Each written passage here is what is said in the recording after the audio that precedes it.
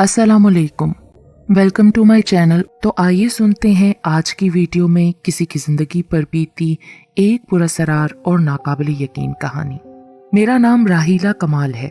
मैं लंदन में पैदा हुई। मेरे मामू का ताल्लुक रावलपिंडी से है।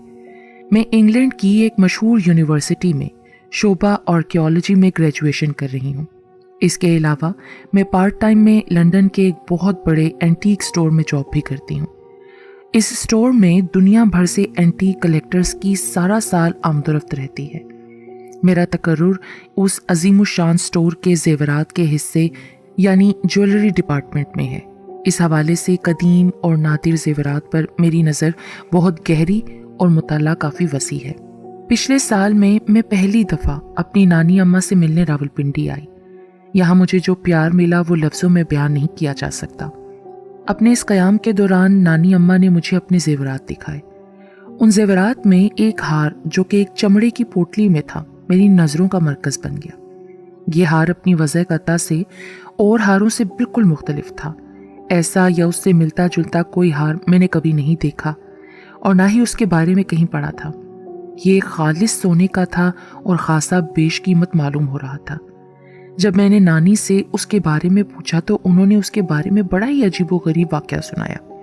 ये वाक़या आप मेरी नानी की ज़ुबानी ही सुनिए। काफ़ी साल पुरानी बात है। मेरी शादी को 2 साल का अरसा गुजरा था। मेरे शोहर मिर्ज़ा शौकत बेग यानी तुम्हारे नाना महकमे पुलिस में मुलाजिम थे।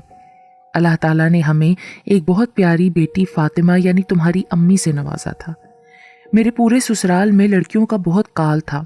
मेरे साथ देवर और जेठ थे, मगर ननद सिर्फ एक थी जो सब भाइयों और माँ की बहुत लाडली थी। मेरे सास ससुर अपनी औलाद की शादियों के फ़र्ज से सुबकदोश हो चुके थे। यहाँ भी कुदरत ने उनको पोते तो काफ़ी सारे अता किए, मगर पोती सिर्फ फातिमा ही उनकी गोद में आई। अकेली लड़की होने की वजह से वो सारे घर की आंख का तारा थी। इन्हीं दिनों मेरे शोहर को अपने एक अजीज़ दोस्त की शादी में कराची जाना पड़ गया। हम शादी के बाद कहीं भी नहीं गए थे, लिहाजा मेरे शोहर ने मुझे साथ ले जाने का फैसला किया। हम लोगों को स्टेशन छोड़ने पूरा ख़ानदान ही पहुंचा हुआ था। ऐसा लगता था कि हम कराची नहीं बल्कि मुल्क से बाहर कहीं दूर और 15 दिन के लिए नहीं बल्कि बरसों के लिए जा रहे हों।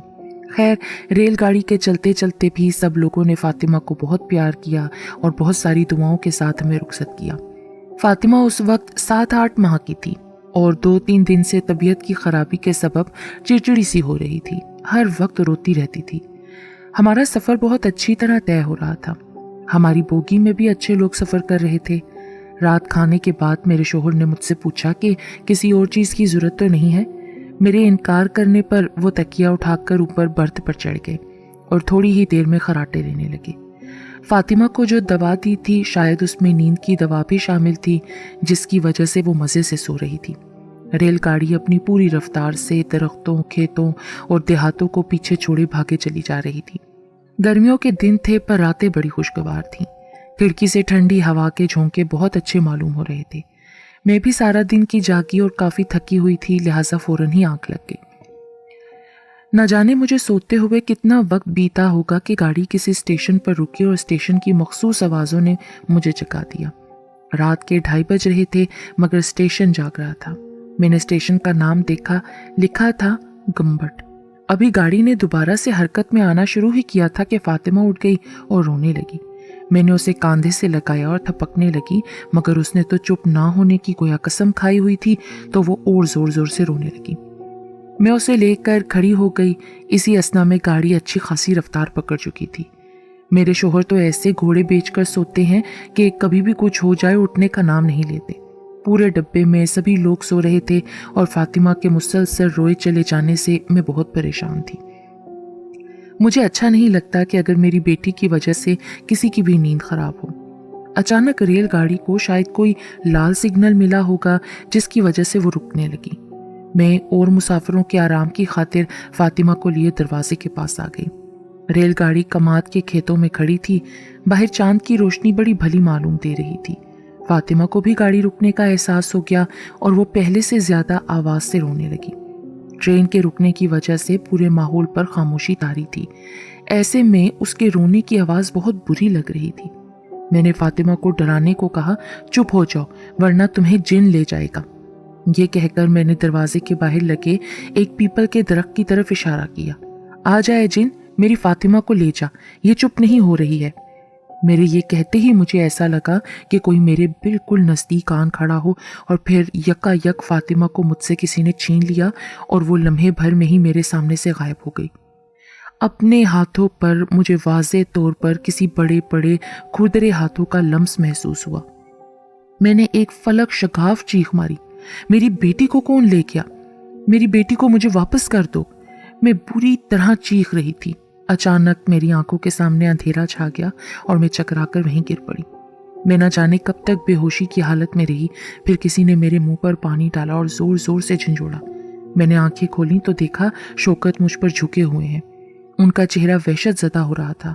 आसपास बहुत से मर्द उठते खड़े हैं और मुझे होश में आते देखकर वो चिल्लाए, शाहिदा, फातिमा कहाँ है? अल्लाह के लिए जल्दी बताओ। फातिमा का नाम सुनकर मैं पूरी तरह होश में आ गई।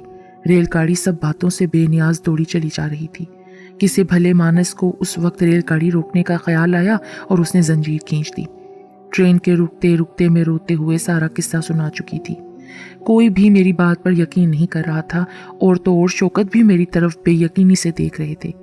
मैं ज़ारो कतार रो रही थी। गार्ड और रेलवे पुलिस के एहलकार भी आ गए। शाहिदा, ठीक ठीक बताओ क्या हुआ था? क्या वो तुम्हारे हाथ से गलती से गिर गई? शौकत रूहानसा सा हो रहा था। अगर ऐसा है तो तुम्हारा कोई कसूर नहीं है, पर मुझे सही बात बताओ। मैंने रोते हुए कहा, शौकत, उस वक्त तो ट्रेन रुकी हुई थी एक स्टेशन के करीब। क्या नाम था स्टेशन का? गम्बट था। हाँ शौकत, उस स्टेशन का नाम गुम्बट ही था। उसके पास ही ट्रेन रुकी थी कुछ देर को। मुझे फिर रोना आ गया। मेरी बच्ची कहाँ गई? मेरी बच्ची। एक औरत ने मुझे गले से लगा लिया और तसल्लियाँ देने लगी और मैं बिलक बिलक कर रोने लगी।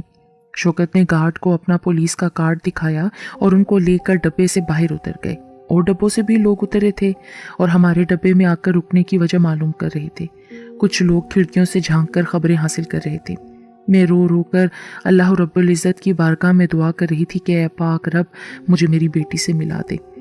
अचानक रेलगाड़ी की विसल सुनाई दी और वो हरकत में आने लगी। मैं बेचैन होकर चीखी, वो इसे रोको, ये मुझे मेरी बच्ची से और दूर ले जाएगी, इसे रोको, ट्रेन को रोको। इतने में शौकत भी आ गए। गार्ड साहब भी उनके हमरा थे। फिक्र नहीं करो शाहिदा, हम वापस उस जगह जा रहे हैं जहाँ से फातिमा को वो ले गए थे। हम उस जगह से बहुत आगे नहीं आए हैं। रेलगाड़ी रिवर्स में वही जा रही है। मैंने हैरान होकर उनकी तरफ देखा। उन्होंने पलटकर किसी को आवाज़ दी, आइए बड़े साहब। पिछली सीटों से उठकर एक दरमियानी उम्र के बारिश बुजुर्ग आए और सुकून से सामने वाली सीट पर बैठ गए। ये साहब ही इसी ट्रेन के मुसाफिर हैं और हैदराबाद जा रहे हैं। शौकत ने उनका तारुफ कराते हुए कहा, पूरी ट्रेन में तुम्हारे किस्से का यकीन सिर्फ इन साहब ने किया है और कहते हैं जो हुआ है वो नामुमकिन नहीं है। मैंने उनकी तरफ देखा। वो नजरें नीचे किए बैठे थे। निहायत शफकत से कहने लगे, बेटी, अल्लाह ने चाहा तो बहुत जल्द आपकी बच्ची आपकी गोद में होगी, मगर आइंदा कभी अपने मुंह से ऐसे कलिमात अदा नहीं कीजिएगा। क्या मालूम किस वक्त कौन कहाँ मौजूद हो। मैंने बेसब्री से कहा, बाबा जी, क्या वाकई आप मेरी बच्ची को वापस दिला सकेंगे? फातिमा हमारी एक ही बच्ची है। मेरा दिल फिर भर आया। फिर आंसुओं की झड़ी लग गई।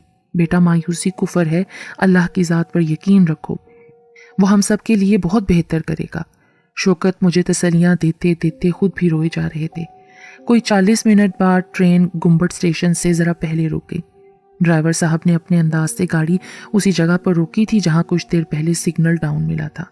शौकत ने मेरा, अपना और फातिमा का थोड़ा सा सामान एक छोटे बैग में ठूंसने के बाद अपने 2 सूटकेस एक नेकदिल आदमी के हवाले कर दिए थे, जिसने उनको कराची कैंट पर असलम के हवाले करने की जिम्मेदारी कबूल की थी। पता नहीं रात का अब क्या वक्त था, हम तीनों रेलगाड़ी से उतरे। कई और मुसाफिर भी हमारे साथ ही उतर गए थे। गार्ड साहब भी हमारे पास आ गए। शौकत ने आगे बढ़कर गार्ड साहब का शुक्रिया अदा किया। गार्ड साहब एक बारिश आदमी थे। बोले, बरखुरदार, दिल तो चाह रहा था कि तुम्हारे साथ चलूं, मगर ये सारी रेलगाड़ी और तमाम मुसाफिर मेरी जिम्मेदारी हैं। मेरा इनको छोड़ना मुमकिन नहीं है। अल्लाह ताला तुम्हें तुम्हारी बच्ची से फिर मिला दे। शौकत ने एक दफ़ा फिर उनसे मुसाफा किया। मुसाफिरों ने हमारे साथ चलने की पेशकश की, मगर शौकत ने शुक्रिया के साथ सबको मना कर दिया और महज दुआ करने की दरख्वास्त की। रेलगाड़ी दोबारा अपनी मंजिल की तरफ बढ़ गई। वो बुजुर्ग, जिनका नाम मुझे बाद में मालूम हुआ मोहम्मद हुसैन है, मुझसे उस दरख्त के बारे में पूछने लगे। जी बेटा, उस दरख्त की निशानदेही कर सकती हो क्या? मैं क्या बताती, मुझे तो हर दरख्त ऐसा ही मालूम हो रहा था। मुझे परेशान देखकर मोहम्मद हुसैन साहब बोले, कोई नहीं बेटा, अभी सब खुद ही पता चल जाएगा। फिर अपने पीछे आने का इशारा करके वो खेतों के दरमियान छोटी सी पगडंडी पर चल पड़े। मैंने पलट कर देखा, रेलगाड़ी लम्हा बलम्हा नजरों से दूर होती जा रही थी। अगर दिल में आंधियां चल रही होती तो चांदनी की चादर खेतों के ऊपर पड़ी बहुत अच्छी मालूम होती। कुछ दूर चलने के बाद हम एक घर के पास पहुंच गए। मोहम्मद हुसैन साहब ने हमें वहीं ठहरने को कहा और खुद आगे बढ़कर दरवाज़ा बजाया। अंदर से किसी ने पंजाबी जुबान में पूछा, कौन है भाई, इतनी रात में क्या काम है? मोहम्मद हुसैन साहब ने भी पंजाबी में ही जवाब दिया, भाई हम मुसाफिर हैं और सुबह तक ठहरना चाहते हैं। हमारे साथ एक औरत भी है। थोड़ी देर बाद मैं जनाने में थी और शौकत और मोहम्मद हुसैन साहब साहिब खाना के साथ सहन में।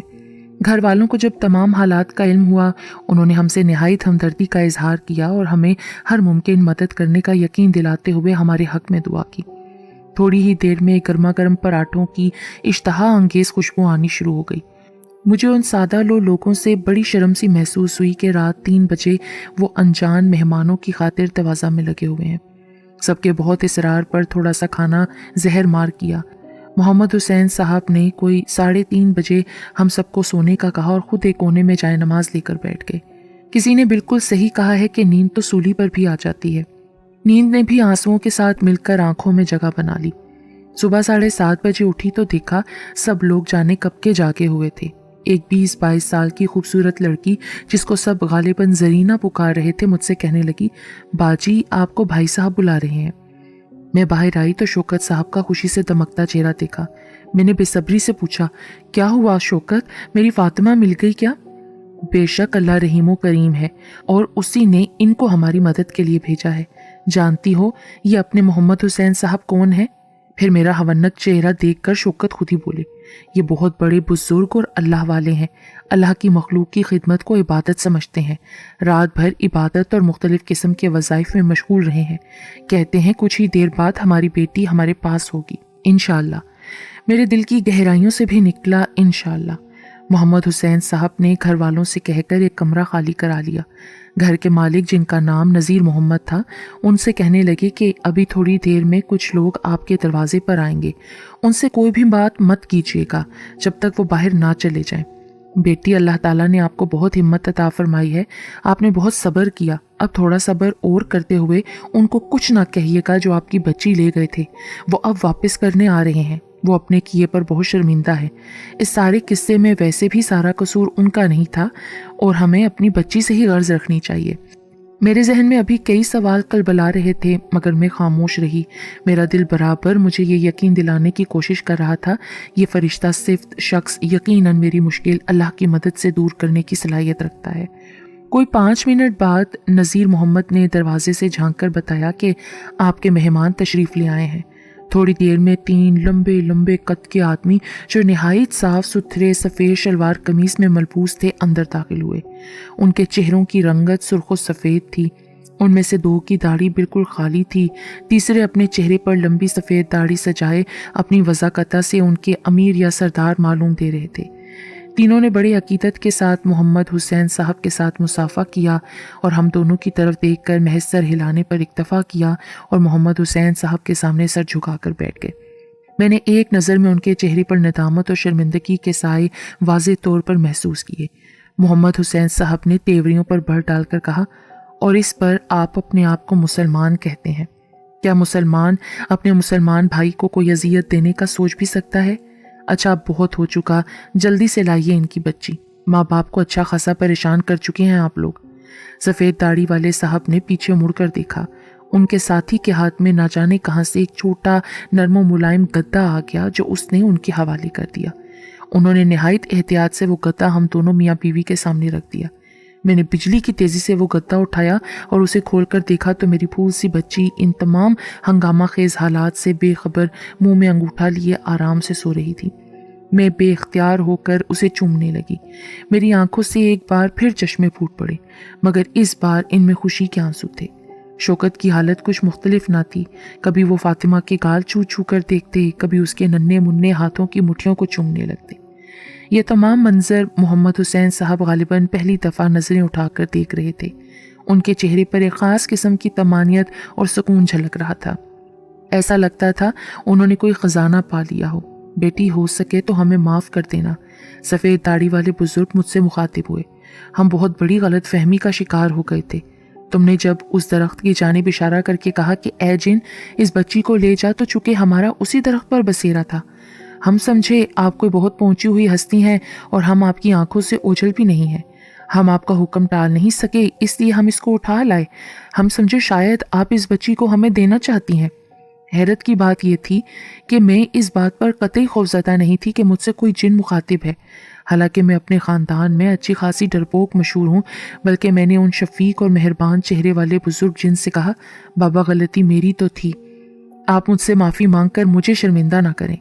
مہربان چہرے والے بزرگ جن ایک دفعہ پھر اپنے ساتھی کی طرف پلٹے۔ اس دفعہ اس نے ان کو ایک چمڑے کی پوٹلی سی تھما دی۔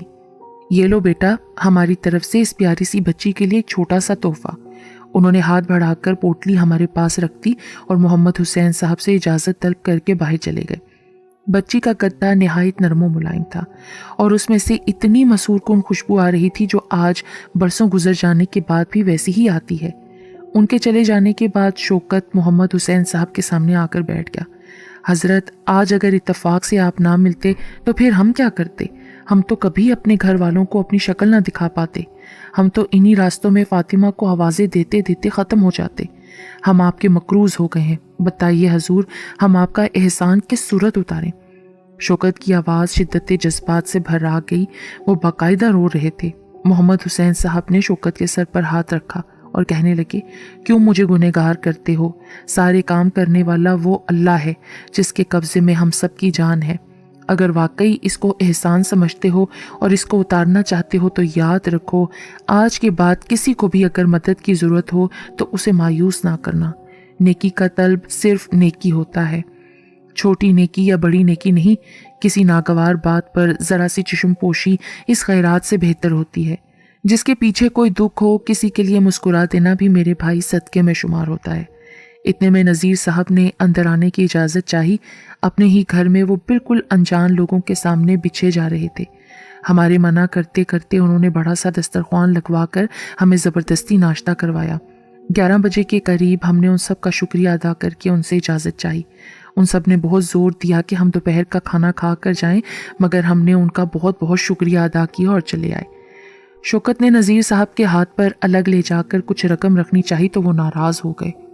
کہنے لگے، کوئی چھوٹے بھائیوں سے بھی کچھ لیتا ہے؟ اتنی ہنگامہ آرائی کے بعد ہم دونوں میاں بیوی نے مزید آگے جانا مناسب نہ سمجھا اور محمد حسین صاحب سے اجازت اور دعا لے کر واپس بذریعہ بس راولپنڈی آ گئے۔ گھر آ کر میں نے بزرگ جن کی دی ہوئی پوٹلی کھول کر دیکھی تو اس میں یہ بھاری سونے کا بیش قیمت ہار تھا، یہی ہار جو تمہارے سامنے پڑا ہوا ہے۔ نانی اماں کے واقعہ ختم کرنے کے بعد میں بہت حیران ہوئی کہ میری ماں کو نانی اماں کی ایک چھوٹی سی غلطی کی وجہ سے جن اٹھا کر لے گئے تھے۔ ہمیں کبھی بھی جانے انجانے میں بھی اپنے بچوں کے بارے میں ایسی باتیں منہ سے نہیں نکالنی چاہیے۔ جنات اللہ تعالیٰ کی مخلوق ہیں، چونکہ وہ ہماری نظروں سے پوشیدہ ہیں، اس لیے ہم نہیں جان سکتے کہ کہیں وہ ہمارے ارد گرد موجود بھی ہیں یا نہیں۔